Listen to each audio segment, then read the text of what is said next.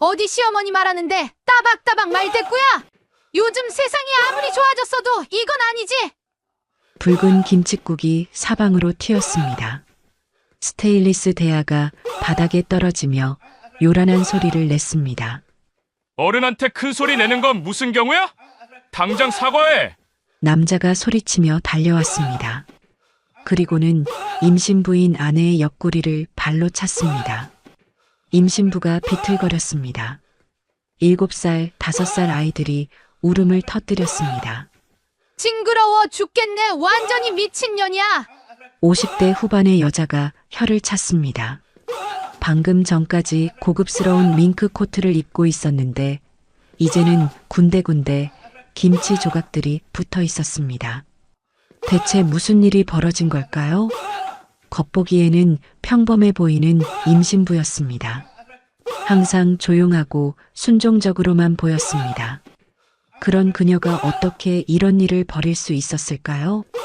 이 놀라운 반전의 전체 이야기가 궁금하시다면 잠시만 구독 버튼을 눌러주세요. 평범해 보이는 사람들의 숨겨진 이야기를 매일 전해드립니다. 서울 강남의 한 아파트 단지였습니다. 새벽 5시, 윤정이는 알람도 없이 눈을 떴습니다. 임신 32주차였지만 몸이 무거운 것도 잠시 해야 할 일들이 머릿속을 스쳐갔습니다. 또 시작이구나. 정희는 배를 쓸어내리며 침대에서 일어났습니다. 옆에서 자고 있는 남편 진우는 코를 골고 있었습니다. 부엌으로 향했습니다. 어제 저녁 설거지가 그대로 남아 있었습니다. 시어머니 박말자는 며느리가 하는 게 당연하다며 손 하나 까딱하지 않았습니다. 정희는 차가운 물에 손을 담그며 그릇들을 닦기 시작했습니다. 임신 중이라 배가 싱크대에 닿아 불편했지만 참았습니다. 벌써 일어났네. 시어머니가 거실로 나왔습니다. 머리에 파마 롤을 감고 있었습니다. 네, 어머니. 안녕히 주무셨어요? 주무시긴. 내가 설거지하는 소리에 잠이 깼지. 정희는 더 조용히 하려고 애썼습니다. 하지만 시어머니의 잔소리는 계속됐습니다. 임신했다고 유세하지 말고 집안일 좀 제대로 해. 우리 집은 동네에서도 체면 있는 집이라고. 네, 어머니. 정희는 대답만 했습니다. 목소리를 높이면 더 큰 잔소리가 돌아올 걸 알고 있었습니다. 시어머니는 소파에 앉아 아침 뉴스를 틀었습니다. 볼륨을 크게 해놓고는 머리 아프다며 투덜거렸습니다. 정희는 시어머니 아침밥을 차려야 했습니다. 김치찌개와 계란말이, 나물 반찬들을 준비했습니다. 배가 무거워 허리가 아팠지만 내색하지 않았습니다. 밥 차렸습니다. 이것밖에 안 돼? 진우 아빠가 살아계셨으면 이런 대충대충 차린 밥상 보고 기가 막혀 했을 거야. 시어머니는 젓가락을 들며 계속 불만을 표했습니다. 김치찌개도 싱겁고 계란말이도 타냄새 나고 손맛이 없어, 손맛이? 정희는 가만히 듣고만 있었습니다. 15년 동안 수없이 들어온 말들이었습니다. 아침 7시가 되자 아이들이 일어났습니다. 7살 지훈이와 5살 지민이었습니다. 엄마, 우리 아들들 일어났네. 얼굴 씻고 와. 정희는 아이들에게만큼은 환한 미소를 보였습니다. 아이들 아침밥을 따로 준비했습니다. 김에 밥을 싸서 먹기 좋게 만들어줬습니다. 할머니, 안녕하세요. 아이들이 시어머니에게 인사했습니다. 그래. 잘 잤니? 시어머니는 손주들에게만큼은 다정했습니다. 하지만 곧 잔소리가 시작됐습니다. 엄마가 밥을 또 이렇게 대충 싸줬네. 할머니가 다시 해줄게. 괜찮아요, 할머니. 엄마가 맛있게 해줬어요. 지훈이가 엄마를 감쌌습니다. 정희는 고마우면서도 마음이 아팠습니다. 아이들까지 눈치를 보게 만드는 상황이었습니다. 오전 9시 진우가 출근 준비를 했습니다. 여보, 밥 먹고 가요. 응, 고마워. 진우는 간단히 식사를 마쳤습니다. 정희는 남편에게 말하고 싶은 게 많았지만 참았습니다. 그런데 말이야, 진우야. 시어머니가 아들을 불렀습니다. 네, 엄마. 내 와이프가 요즘 너무 게을러진 것 같아. 임신했다고 집안일 대충대충 하고. 정희는 가슴이 답답했습니다. 새벽 5시부터 일어나서 하루 종일 집안일을 하는데 게으르다는 소리를 들어야 했습니다. 엄마, 정희가 임신 중이라서. 임신이 무슨 병이야? 나도 너희들 낳을 때 끝까지 일했다. 진우는 더 이상 말하지 않았습니다. 어머니와 아내 사이에서 늘 이런 식이었습니다. 그냥 참아. 우리 엄마 성격 알잖아. 진우는 정희에게 작은 소리로 말했습니다. 이 말이 정희에게는 더 상처였습니다. 남편조차 자신의 편이 되어주지 않는다는 생각이 들었습니다. 다녀오겠습니다. 진우는 출근했고 정희는 또 하루를 시작해야 했습니다. 정희야. 시어머니가 불렀습니다. 네, 어머니. 오늘 친구들 와서 화투 치기로 했어. 간식 준비 좀 해놔. 알겠습니다. 정희는 대답했지만 마음속으로는 한숨이 나왔습니다. 임신 중인 몸으로 손님 접대 준비까지 해야 했습니다. 하지만 거절할 수는 없었습니다. 15년 동안 그래왔듯이 오늘도 참고 견뎌야 했습니다. 정희는 배를 쓸어내리며 마트에 갈 준비를 했습니다. 아직 아무도 모르고 있었습니다. 이 조용하고 순종적인 며느리가 어떤 면을 숨기고 있는지는. 오후 2시 정희는 마트에서 돌아와 간식 준비에 바빴습니다. 시어머니 친구들이 올 시간이 다가왔습니다. 배가 무거워 자꾸 허리를 펴야 했지만 손을 멈출 수는 없었습니다. 어서 와, 언니들.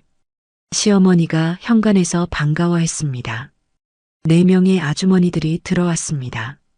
모두 비슷한 연령대로 보였습니다. 와, 말자야, 집이 정말 좋다. 역시 큰 집 며느리는 달라. 그러게 말이야.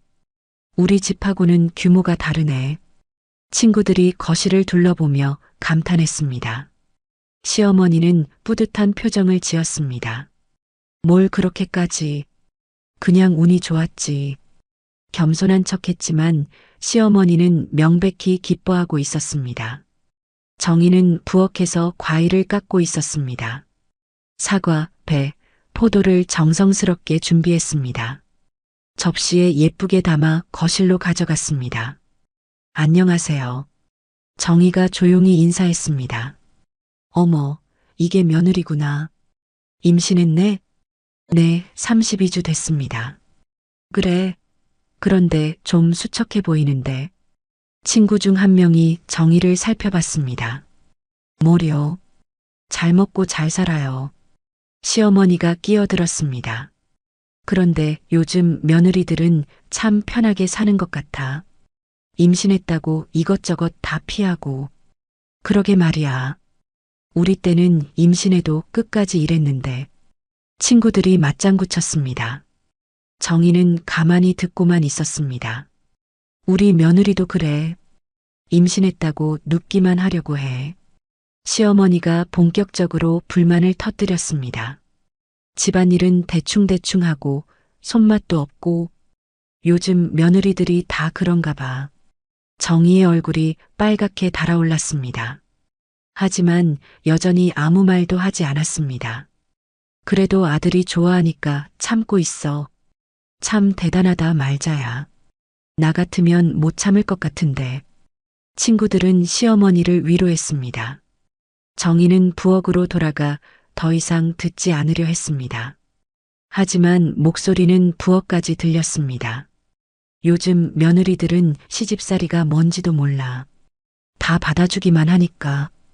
우리가 시집 왔을 때는 정말 힘들었는데. 그러게. 요즘은 너무 편해진 것 같아. 정희는 설거지를 하며 눈물을 참았습니다.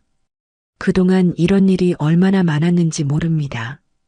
오후 4시쯤 아이들이 학교와 유치원에서 돌아왔습니다. 할머니, 다녀왔어요. 지훈이와 지민이가 인사했습니다. 우리 손주들 왔구나. 이리 와봐. 시어머니는 아이들을 끌어안았습니다. 할머니 친구분들이야. 인사드려. 안녕하세요. 아이들이 예의 바르게 인사했습니다. 어머, 정말 잘생겼다. 역시 좋은 집 아이들은 달라. 공부도 잘할 것 같고. 친구들이 아이들을 칭찬했습니다. 시어머니는 더욱 기뻐했습니다. 지훈이는 학교에서 1등을 자주 해. 지민이도 유치원 선생님이 똑똑하다고 하고. 와, 대단하다. 역시 우리 말자 집안 아이들이야. 그때 지민이가 말했습니다. 엄마가 매일 공부 도와줘서 그래요. 순간 분위기가 어색해졌습니다. 시어머니는 못마땅한 표정을 지었습니다. 아이고, 뭘 그런 걸 다 말하고 그래. 할머니, 엄마가 정말 열심히 가르쳐줘요. 배도 아픈데. 지훈이도 엄마를 감쌌습니다. 정희는 고마우면서도 마음이 아팠습니다. 자, 애들은 방에 가서 놀아라. 시어머니가 아이들을 방으로 보냈습니다. 애들 교육은 어떻게 시키고 있어? 친구 중 한 명이 물었습니다. 내가 다 챙기고 있어. 며느리는 별로 신경 안 써. 정희가 부엌에서 듣고 있다는 걸 알면서도 시어머니는 계속 말했습니다. 학원도 내가 알아보고 숙제도 내가 봐주고 며느리는 임신했다고 그냥 누워만 있으려고 해. 그래도 아이 엄마가 해야 하는 거 아니야? 그게 그래. 그런데 뭐 하나 제대로 하는 게 없어. 정희는 주먹을 꽉 쥐었습니다. 아이들 교육은 정희가 전담하고 있었습니다. 시어머니는 간섭만 할 뿐이었습니다. 우리 집은 큰 집이라서 격이 있어야 하는데 며느리가 좀 격떨어져. 어떻게 격떨어져? 말투도 그렇고 하는 행동도 그렇고 뭔가 촌스러워. 친구들이 웃었습니다. 정희는 더 이상 참기 어려웠습니다. 오후 6시 친구들이 돌아갔습니다. 오늘 재밌었다. 다음에 또 모이자. 그래, 언니들. 조심히 들어가. 시어머니는 친구들을 배웅했습니다. 정희는 설거지를 하고 있었습니다. 하루 종일 쌓인 그릇들이 산더미였습니다. 정희야. 시어머니가 부엌으로 왔습니다. 네, 어머니. 오늘 친구들 앞에서 왜 그렇게 시무룩하게 있었어? 정희는 어이가 없었습니다. 자신을 그렇게 말하고도 밝게 있으라는 건지 이해할 수 없었습니다. 시무룩하지 않았는데요. 표정 관리도 제대로 못하면서 우리 집 체면이 뭐가 돼? 죄송합니다. 정희는 또 사과했습니다. 항상 그렇게 하라고 배웠습니다. 앞으로는 손님 앞에서라도 좀 밝게 행동해. 우리 집이 어떤 집인데. 네, 알겠습니다. 시어머니는 거실로 돌아갔습니다. 정희는 혼자 부엌에 남았습니다. 설거지를 마치고 저녁 준비를 시작했습니다. 진우가 퇴근할 시간이었습니다. 정희는 배를 쓸어내리며 한숨을 쉬었습니다. 언제까지 이렇게 살아야 할지 알 수 없었습니다. 하지만 아직은 참아야 했습니다. 다른 방법을 모르고 있었기 때문입니다. 그런데 정희 자신도 모르게 마음 깊은 곳에서는 무언가가 조금씩 변하고 있었습니다. 11월 넷째 주 토요일, 김장하는 날이었습니다. 정희는 새벽 4시부터 일어나 준비를 시작했습니다. 배추 30포기를 씻고 절여야 했습니다. 어휴, 허리야. 정희는 배를 감싸며 일어섰습니다. 임신 33 주차가 되면서 몸이 더욱 무거워졌습니다. 오전 9시 시어머니가 일어났습니다. 벌써 시작했구나. 네, 어머니. 배추 절이는 거 끝났어요. 그래, 빨리 했네. 시어머니는 만족스러워했습니다. 하지만 곧 잔소리가 시작됐습니다. 그런데 물이 너무 적게 들어간 것 같은데 제대로 절여질까? 충분히 넣었어요. 내가 보기엔 부족해. 다시 해. 정희는 이미 완벽하게 절인 배추를 다시 손봐야 했습니다. 오전 10시 진우의 누나 가족이 왔습니다. 매년 김장은 온 가족이 함께 했습니다. 엄마, 저 왔어요. 미영이 왔구나. 수고했어. 시어머니는 딸에게는 다정했습니다. 정희야, 고생 많다. 누나 미영이 정희에게 인사했습니다. 아니에요, 언니. 당연한 거죠. 정희는 웃으며 대답했습니다. 하지만 시어머니는 딸 앞에서도 며느리를 깎아내렸습니다. 미영아, 내 올케가 요즘 좀 게을러졌어. 어머니, 임신 중이라서 그런 거죠. 임신이 무슨 병이야. 나도 너희들 뱃속에 있을 때 김장 다 했는데. 정희는 말없이 양념을 준비했습니다. 고춧가루, 젓갈, 마늘, 생강을 분량에 맞춰 섞었습니다. 오후 1시쯤 본격적인 김장이 시작됐습니다. 정희야, 양념이 좀 싱거운 것 같은데. 시어머니가 맛을 보더니 불만을 표했습니다. 다시 해봤는데요. 내 입맛이 틀렸다는 거야? 그런 게 아니라. 됐어. 내가 다시 해줄게. 시어머니는 정희가 만든 양념에 이것저것 더 넣었습니다. 정희가 공들여 맞춘 간이 완전히 달라졌습니다. 오후 3시 김장이 한창이었습니다. 정희는 무거운 배를 안고 쪼그리고 앉아 배추에 양념을 발랐습니다. 허리가 아파서 자꾸 일어나야 했습니다. 야, 제대로 발라. 이렇게 대충대충 하면 맛이 없어. 시어머니가 지적했습니다. 최대한 꼼꼼히 하고 있는데요. 최대한? 이게 최대한이야? 시어머니는 정희가 바른 배추를 다시 만져봤습니다. 여기 봐, 양념이 덜 들어갔잖아. 어디요? 정희가 다가가서 보려고 했습니다. 어디긴 어디야, 여기. 시어머니가 배추를 들어 보였습니다. 다시 해. 정희는 또다시 그 배추를 손봐야 했습니다.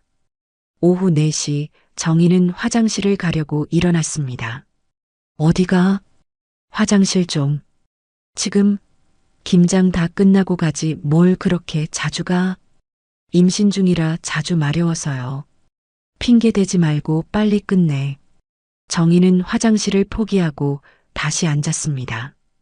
오후 5시쯤 진우가 퇴근했습니다. 오, 김장 한창이네. 어서 와라. 수고 많았어. 시어머니는 아들에게 따뜻했습니다. 진우는 소파에 앉아 텔레비전을 켰습니다. 김장은 여자들이 하는 일이라고 생각했습니다. 진우야, 맥주 한잔 할까? 좋죠, 엄마. 진우는 편안하게 맥주를 마셨습니다. 정희는 여전히 바닥에 앉아 김장을 하고 있었습니다. 오후 6시 거의 끝나갈 무렵이었습니다. 정희는 허리가 너무 아파서 일어서려고 했습니다. 어디 또 가려고 그래? 허리가 너무 아파서 좀 펴려고요. 아직 끝나지도 않았는데. 임신했다고 유세하지 말고 끝까지 해. 정희의 얼굴이 굳어졌습니다. 임신했다고 유세하는 게 아니라 정말 아파서 그런 거예요. 목소리가 평소보다 높아졌습니다. 뭐, 지금 나한테 대드는 거야? 시어머니가 벌떡 일어났습니다. 대드는 게 아니라 아프다고 말하는 거예요. 하녀 주제에 목소리를 내. 순간 정희의 얼굴이 하얗게 변했습니다. 하녀요? 그래, 하녀. 밥 먹여주고 재워주는데 하녀 아니면 뭐야? 정희는 온몸이 떨렸습니다. 평생 동안 참아왔던 모든 것들이 한순간에 올라왔습니다. 하녀라고 하셨어요? 지금? 왜 틀린 말이야? 그때 진우가 끼어들었습니다. 여보, 엄마 말씀에 그렇게 대답하면 어떻게 해? 당신도 그렇게 생각해요? 나를 하녀라고? 그런 게 아니라 그냥 넘어가자. 뭘 넘어가요? 어머니, 지금 저보고 하녀라고 하신 거예요? 당장 사과하세요. 우리 엄마한테 어디 소리 질러. 진우가 소리쳤습니다. 그러더니 정희의 옆구리를 발로 찼습니다. 으악! 정희가 비틀거렸습니다. 임신부를 발로 찬 것입니다. 그 순간이었습니다. 뭔가 정희 안에서 터졌습니다. 그동안 꾹꾹 눌러 담아두었던 모든 분노가 한꺼번에 폭발했습니다. 아이들 방에 들어가 정희가 차분하지만 단호한 목소리로 말했습니다. 엄마. 지훈이가 놀란 얼굴로 물었습니다. 지금 당장 방에 들어가서 문 닫고 있어. 아이들은 엄마의 달라진 분위기를 느끼고 방으로 들어갔습니다. 정희는 시어머니를 똑바로 쳐다봤습니다. 하녀요? 그래, 하녀. 시어머니가 다시 소리쳤습니다. 그러면서 정희 앞에 있던 김칫국 대야를 들어 올려 정희의 머리 위로 쏟아버렸습니다. 붉은 김칫국이 정희의 머리 위로 쏟아졌습니다. 그 순간 정희는 미동도 하지 않았습니다. 김치 조각들이 머리카락에 붙어 있었지만 표정 하나 변하지 않았습니다. 오히려 웃었습니다. 그렇게 나오시는군요. 정희는 천천히 일어났습니다. 그리고는 자신 앞에 있던 김치통을 들어 올렸습니다. 정희야, 뭐 하는 거야? 진우가 소리쳤지만 이미 늦었습니다. 철푸덕? 정희가 김치를 시어머니의 명품 밍크 코트 위에 그대로 엎어버렸습니다. 빨간 김치와 양념이 하얀 밍크 털 사이사이로 스며들었습니다. 미쳤나? 시어머니가 경악했습니다. 네, 미쳤어요. 이제야 정신이 들었어요. 정희는 더 이상 예전의 정희가 아니었습니다. 다음 날 일요일 오전, 정희는 평상시와 똑같이 새벽 5시에 일어났습니다. 어제 일이 마치 꿈이었던 것처럼 조용히 아침 준비를 했습니다. 시어머니는 아직 일어나지 않았습니다. 어젯밤 밍크 코트 세탁 때문에 늦게까지 야단법석이었습니다. 엄마, 괜찮아요? 지훈이가 정희에게 다가왔습니다. 괜찮아, 아들아. 걱정하지 마. 정희는 아이를 끌어안았습니다. 어제 아이들 앞에서 벌어진 일이 미안했습니다. 오전 9시 시어머니가 일어났습니다. 정희야. 목소리가 평소보다 날카로웠습니다. 네, 어머니. 어제 일 어떻게 할 거야? 죄송합니다. 정희는 고개를 숙였습니다. 하지만 후회하지는 않았습니다. 죄송하긴 뭘 죄송해. 완전히 미친 거야. 시어머니가 소리쳤습니다. 그 코트가 얼마인 줄 알아? 500만 원짜리야. 정희는 놀랐지만 표정을 감췄습니다. 세탁비라도 드릴게요. 세탁비? 그걸로 되는 문제야? 시어머니는 화가 나서 어쩔 줄 몰랐습니다. 오전 10시 진우가 일어났습니다. 여보, 어제 왜 그랬어? 진우는 정희를 다그쳤습니다. 당신이 나를 발로 찼잖아요. 그건 엄마가 화나서 그런 거고 임신부를 발로 차는 게 정상인가요? 정희의 목소리는 차분했습니다. 하지만 그 차분함이 오히려 더 무서웠습니다. 미안해. 그런데 우리 엄마한테는 사과해야 할 거 아냐? 사과요? 정희가 되물었습니다.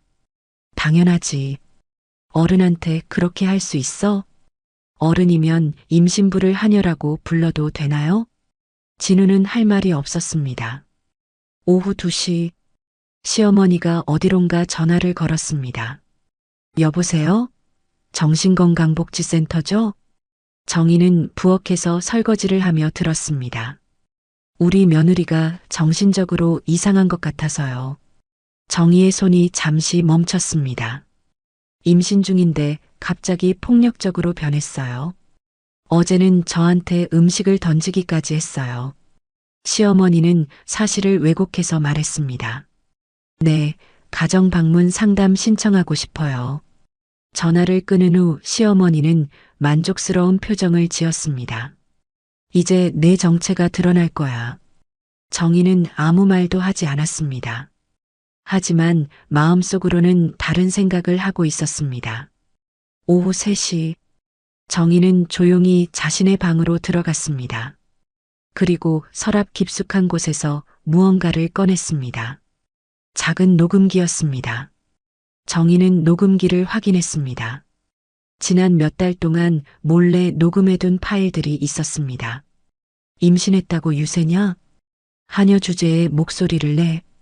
우리 집 피로 크는 거야. 내 건 필요 없어. 시어머니의 목소리가 선명하게 들렸습니다. 정희는 작은 미소를 지었습니다. 아무도 모르게 준비해온 것들이 있었습니다. 화요일 오전 10시 정신건강복지센터에서 상담사가 왔습니다. 안녕하세요. 김은영 상담사입니다. 네, 안녕하세요. 수고하세요. 시어머니가 반갑게 맞았습니다. 어디 계세요?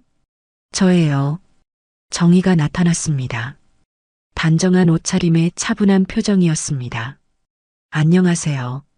상담사는 정희를 보고 의외라는 표정을 지었습니다. 전화로 들었던 것과는 달랐습니다. 일단 말씀 들어보겠습니다. 상담이 시작됐습니다. 시어머님께서 며느님이 정신적으로 불안하다고 하셨는데, 네, 맞아요. 갑자기 폭력적으로 변했어요. 시어머니가 설명했습니다. 구체적으로 어떤 행동을 하셨나요? 음식을 저한테 던졌어요. 아무 이유 없이요. 아무 이유 없이요? 상담사가 정희를 쳐다봤습니다. 정희 씨, 어떻게 생각하세요? 이유가 있었습니다. 정희가 차분히 대답했습니다. 어떤 이유죠?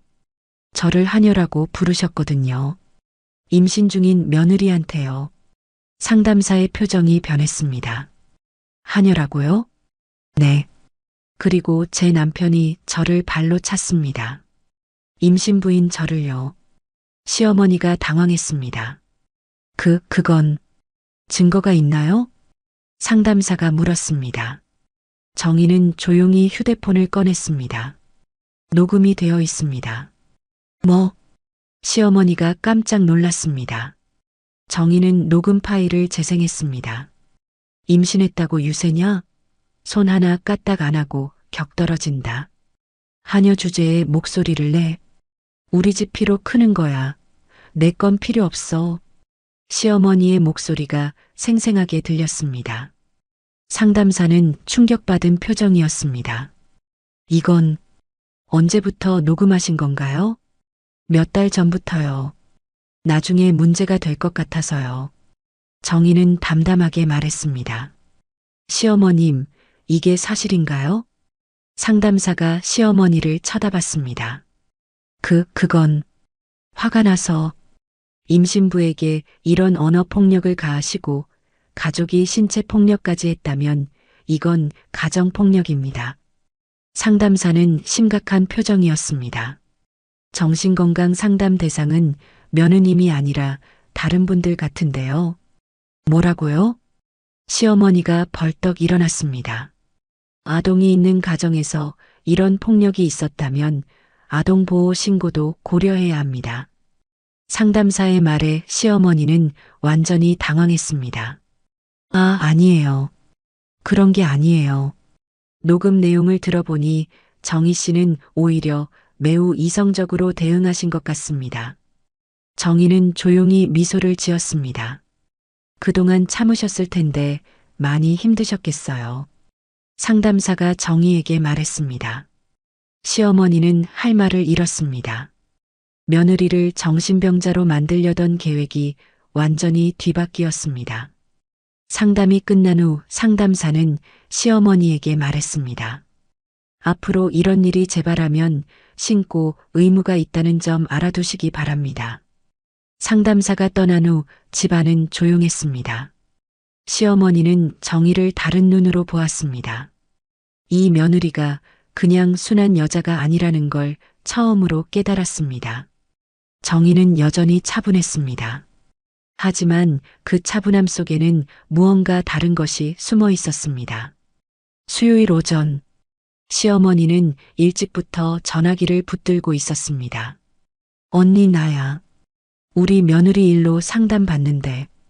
시어머니가 동서에게 전화했습니다. 임신 핑계로 완전히 날뛰고 있어. 어제는 상담사한테까지 거짓말하더라고. 정희는 부엌에서 들으면서도 아무 말하지 않았습니다. 뭐 녹음이 어쩌고 저쩌고 하던데 완전히 미친 것 같아.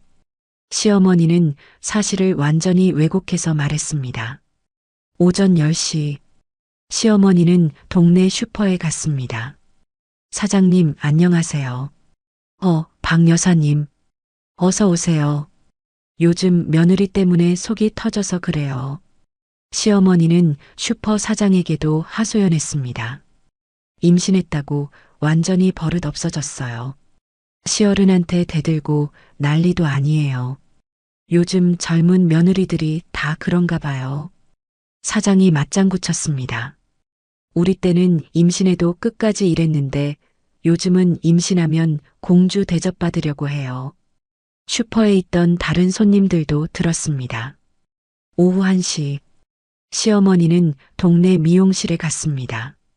원장님, 파마 좀 해주세요. 네, 어서 오세요. 그런데 오늘 기분이 안 좋아 보이시네요. 며느리 때문에 스트레스가 이만저만이 아니에요. 시어머니는 미용실에서도 같은 이야기를 했습니다. 임신했다고 자기가 여왕인 줄 알아요. 집안일은 안 하고 하루 종일 누워만 있으려고 하고.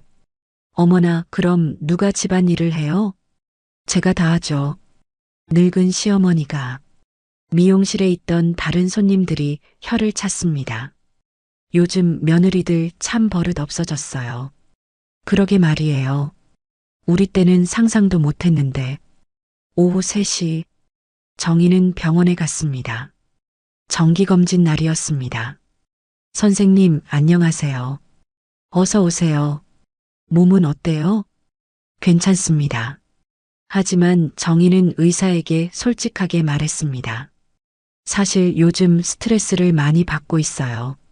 어떤 스트레스인가요? 시댁에서 임신 중인데도 무리한 일을 시켜서요. 의사는 심각한 표정이 되었습니다. 구체적으로 어떤 일들이요? 새벽부터 밤까지 모든 집안일을 혼자 해야 해요. 김장도 혼자 다 했고요. 임신 30사주에 김장을 혼자 다 하셨다고요? 의사가 놀랐습니다. 네. 그리고 쪼그리고 앉아서 몇 시간씩 일해야 해요. 그건 절대 안 됩니다. 의사는 단호하게 말했습니다. 임신 후기에 과도한 육체 노동은 조산 위험을 높입니다. 정희는 의사의 말을 녹음했습니다. 진단서를 써드릴까요? 네, 부탁드려요. 의사는 진단서를 작성했습니다. 임신 34주 임신부로서 과도한 육체 노동 및 정신적 스트레스로 인한 조산 위험 있음. 충분한 휴식과 안정이 필요함. 오후 5시 정희는 집에 돌아왔습니다. 시어머니는 아직 나가 있었습니다. 정희는 컴퓨터를 켰습니다. 그리고 인터넷에서 관련 정보들을 찾기 시작했습니다.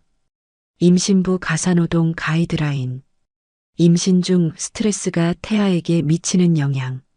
임신부 언어폭력의 법적 판단. 정희는 체계적으로 자료들을 정리했습니다. 오후 6시 시어머니가 돌아왔습니다. 다녀왔습니다. 정희가 인사했습니다. 응. 시어머니는 시큰둥하게 대답했습니다. 그런데 정희야. 네. 동네 사람들이 다 알고 있더라. 뭐요? 내가 요즘 얼마나 버릇 없어졌는지. 정희는 예상했던 일이었습니다. 슈퍼 사장님도 미용실 사람들도 다 내 얘기하더라고. 어떤 얘기요? 임신했다고 집안일 안 하고 시어른한테 대든다고. 정희는 차분하게 대답했습니다. 사실과 다르네요. 뭐가 사실과 달라? 제가 집안일 안 한다고 하셨는데 전 새벽 5시부터 밤까지 일해요. 그건. 그리고 오늘 병원에서 진단서도 받아왔어요. 정희가 진단서를 꺼냈습니다.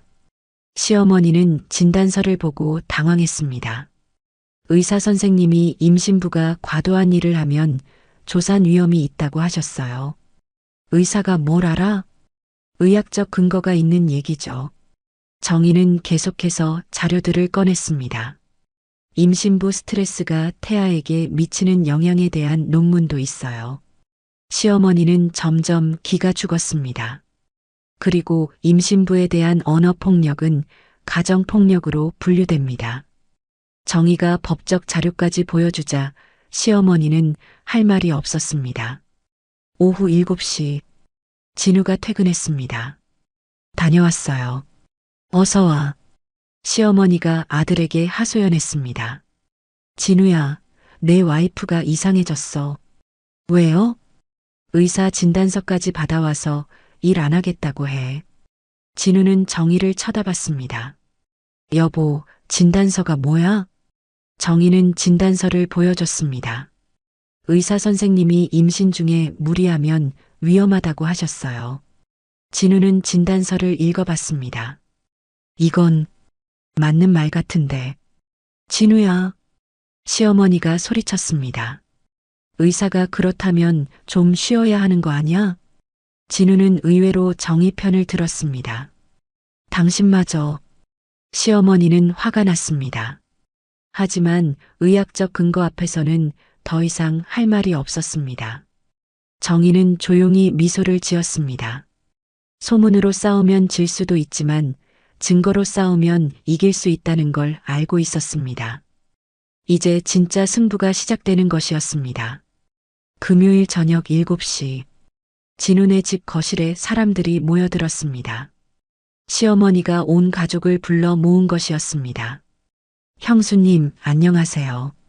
진우의 누나 미영과 매영이 왔습니다. 작은아버지, 안녕하세요. 진우의 작은아버지 내외도 왔습니다. 큰어머니도 오셨네요. 진우의 큰어머니까지 총 8명이 모였습니다. 정희는 차와 과일을 준비했습니다. 배가 무거웠지만 손님 접대는 해야 했습니다. 다들 와주셔서 고맙습니다. 시어머니가 인사했습니다. 그런데 갑자기 왜 이렇게 모이자고 하셨어요? 큰어머니가 물었습니다. 사실 정희 때문에 말씀드릴 게 있어서요. 시어머니의 표정이 심각해졌습니다. 정희가 왜요? 미영이 걱정스럽게 물었습니다. 요즘 임신했다고 완전히 버릇 없어졌어요.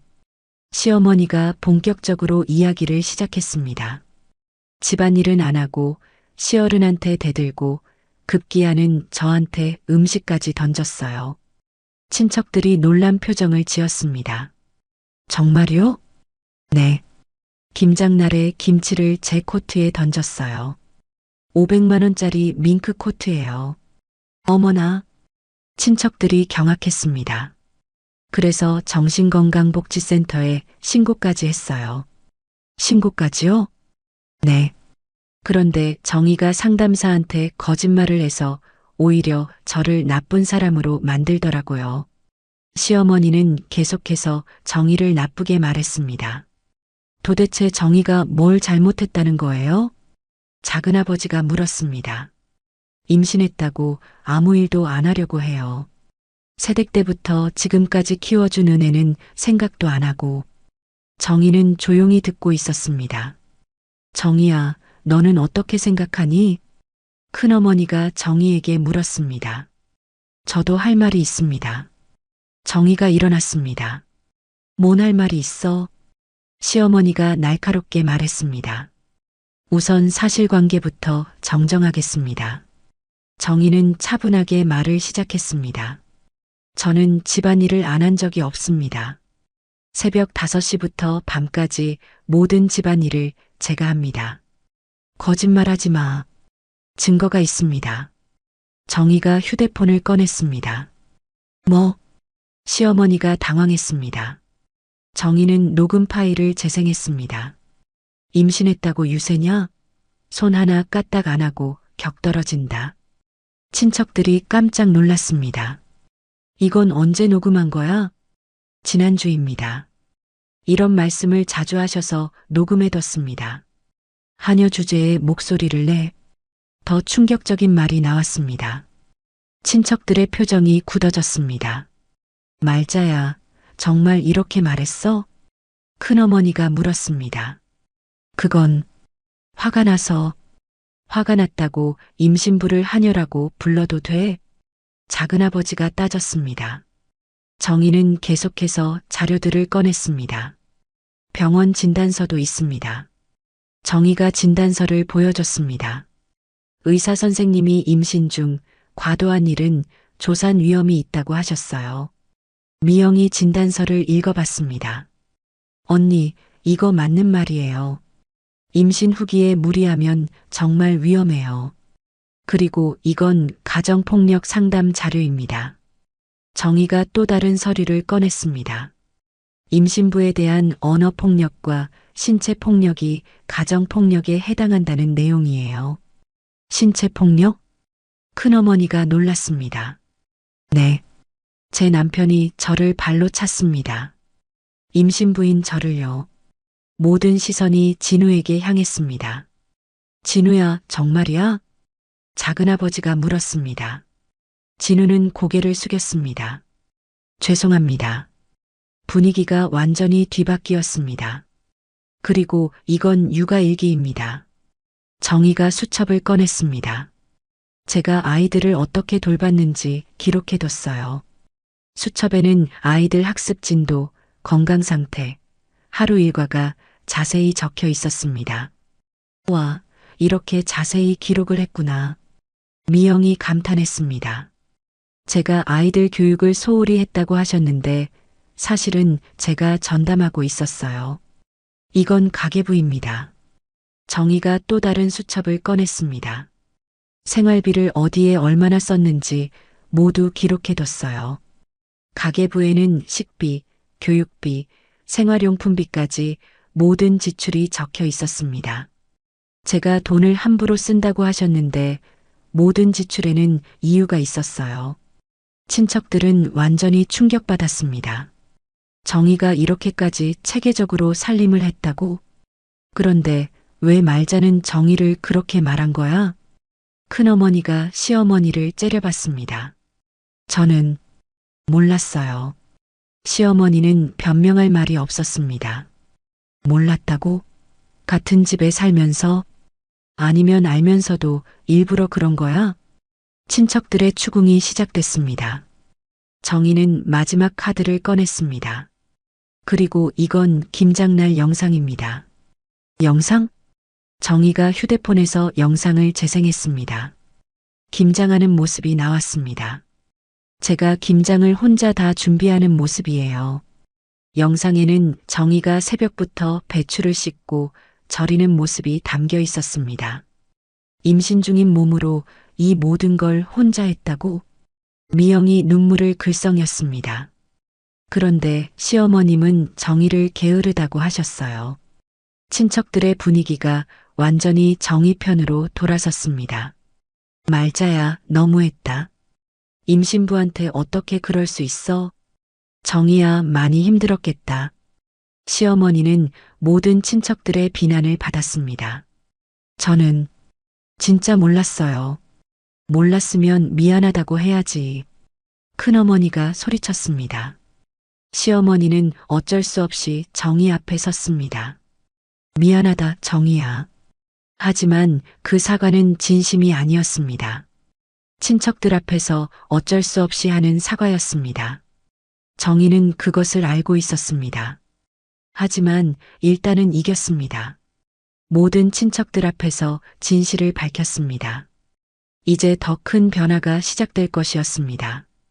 토요일 오전, 가족회의가 끝난 다음 날이었습니다. 집안 분위기는 완전히 바뀌어 있었습니다. 시어머니는 어제 일 이후로 정희와 눈도 마주치지 않았습니다. 친척들 앞에서 망신을 당한 충격이 컸습니다. 진우는 평소보다 일찍 일어났습니다. 여보, 어제 일 때문에 얘기 좀 하자. 무슨 얘기요? 정희는 차분하게 반응했습니다. 미안해. 내가 너무 몰랐던 것 같아. 뭘 몰랐다는 거예요? 내가 이렇게 힘들어하는 줄 몰랐어. 정희는 씁쓸하게 웃었습니다. 정말 몰랐어요? 아니면 모른 척 했어요? 진우는 대답하지 못했습니다. 15년 동안 제가 얼마나 힘들어했는지 정말 몰랐나요? 정희의 목소리에는 분노보다 실망이 섞여 있었습니다. 그건 아니면 알았지만 편한 쪽을 선택한 거예요? 진우는 고개를 숙였습니다. 오전 10시 정희는 진우에게 본격적으로 말을 시작했습니다. 당신이 저를 발로 찬 게 제일 아팠어요. 미안해. 그때 너무 화가 나서. 화가 났다고 임신부를 발로 차도 되나요? 정희는 눈물을 참으며 말했습니다. 당신 어머니가 저를 하녀라고 불렀을 때 당신이 제 편이 되어줄 거라고 생각했어요. 진우는 할 말이 없었습니다.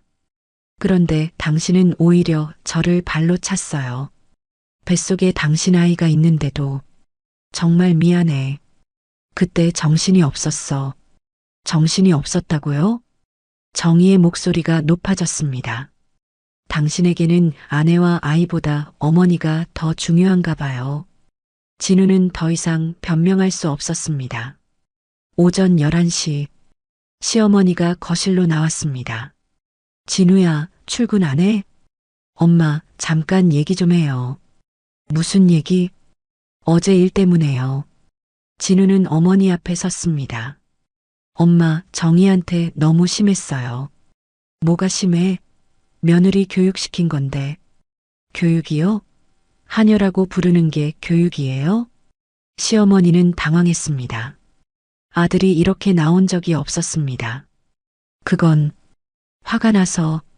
화가 났다고 임신부한테 그런 말을 해도 되나요? 진우야, 내가 왜 이래? 저도 잘못했어요. 정희를 발로 찼으니까요. 진우는 자신의 잘못을 인정했습니다. 그건 내가 정희 편만 들어서. 정희 편을 든 게 아니라 잘못된 걸 잘못됐다고 한 거예요. 시어머니는 아들의 변화에 당황했습니다. 정오쯤 정희가 점심을 차리고 있을 때 현관벨이 울렸습니다. 누구세요? 작은아버지예요.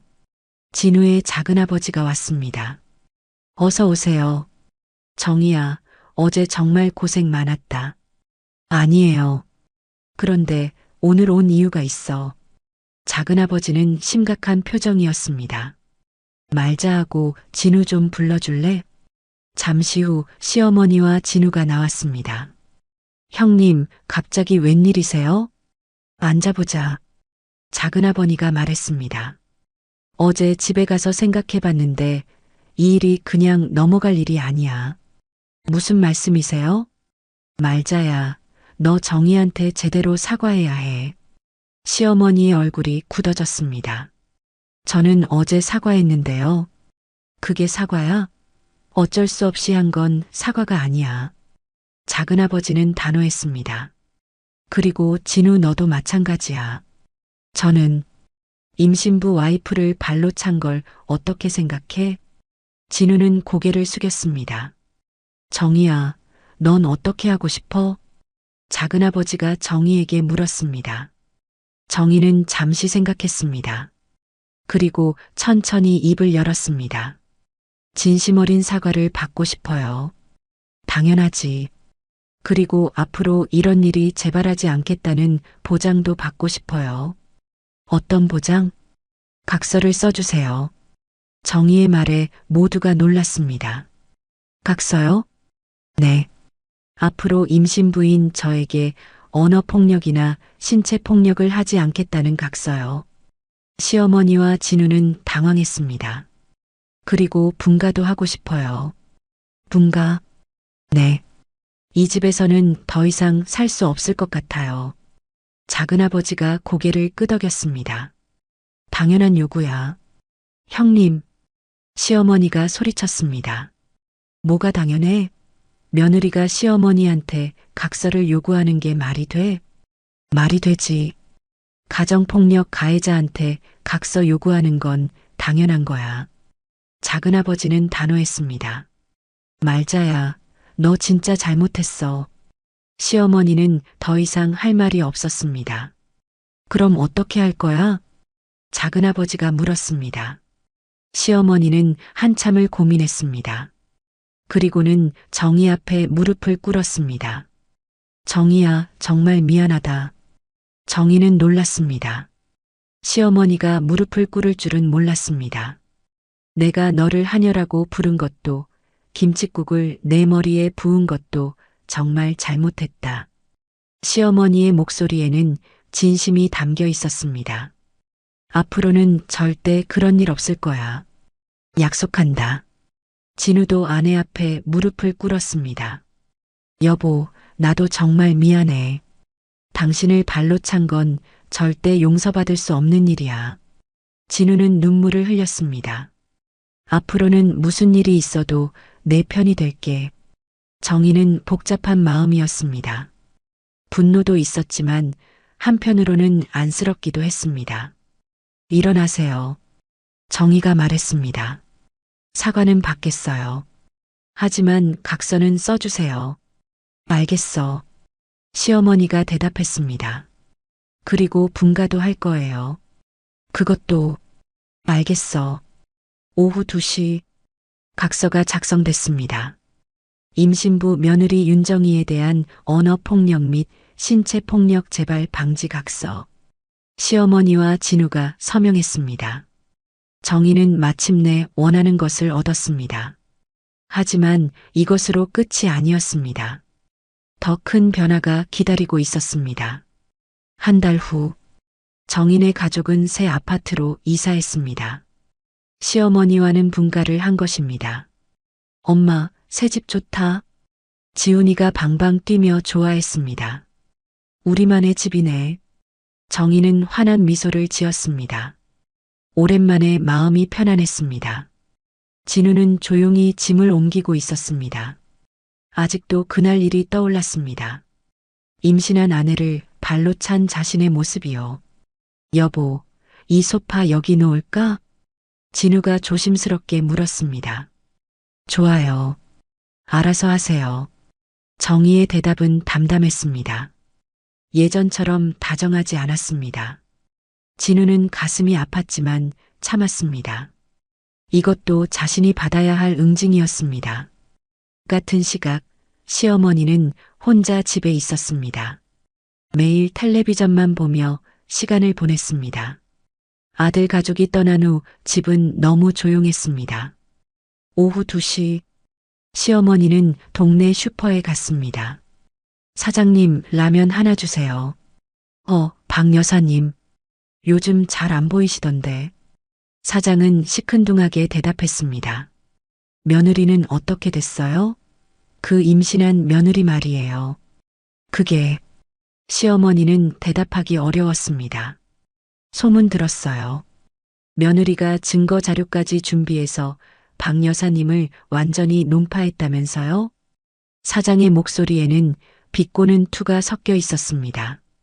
그런 게 아니라 처음부터 거짓말이었다는 거죠?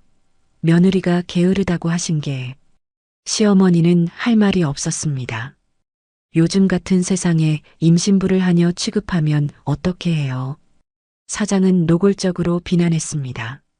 시어머니는 라면을 사고 서둘러 나왔습니다. 오후 3시, 시어머니는 미용실에 갔습니다. 원장님, 파마 좀. 어머, 박 여사님.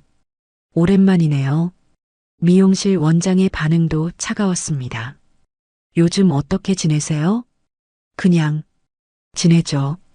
며느리분이랑은 어떻게 됐어요? 원장이 물었습니다. 하지만 호기심이 아니라 비난의 뜻이 담겨 있었습니다. 분가했어요. 아, 그러셨구나. 그럴 만도 하죠. 무슨 말씀이세요? 임신부한테 그렇게 하시면 당연히 나가죠. 미용실에 있던 다른 손님들도 시어머니를 쳐다봤습니다. 저희도 소문 들었어요.